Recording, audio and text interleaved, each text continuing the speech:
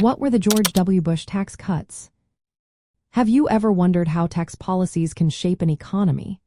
Today, we are going to discuss the George W. Bush tax cuts and their impact on American taxpayers and the economy.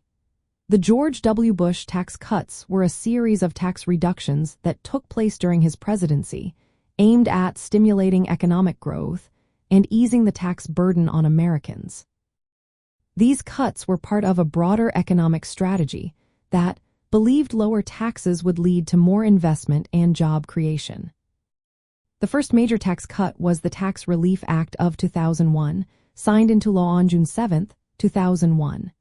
This act reduced income tax rates across all brackets. It also doubled the child tax credit from $500 to $1,000 per child.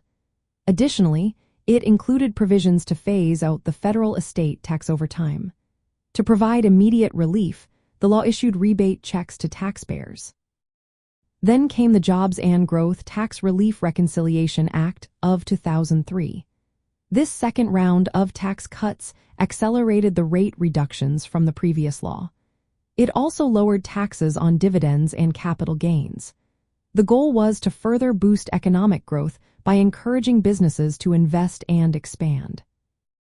One key feature of these tax cuts was that they provided across-the-board reductions.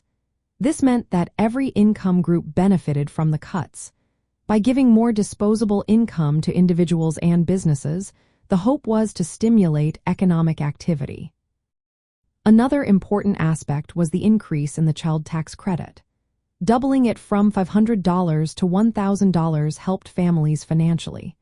The phased repeal of the federal estate tax was also a significant change, aiming to eliminate it by 2010. However, due to sunset provisions, this tax was reinstated in 2011. The reduction in taxes on dividends and capital gains to 15% was designed to encourage investment. This was seen as a way to stimulate economic growth further. From a Republican viewpoint, these tax cuts were a way to return surplus funds to taxpayers. The belief was that individuals and businesses would make better decisions about their money than the government. By reducing taxes, the idea was that more resources would lead to increased economic activity and job creation.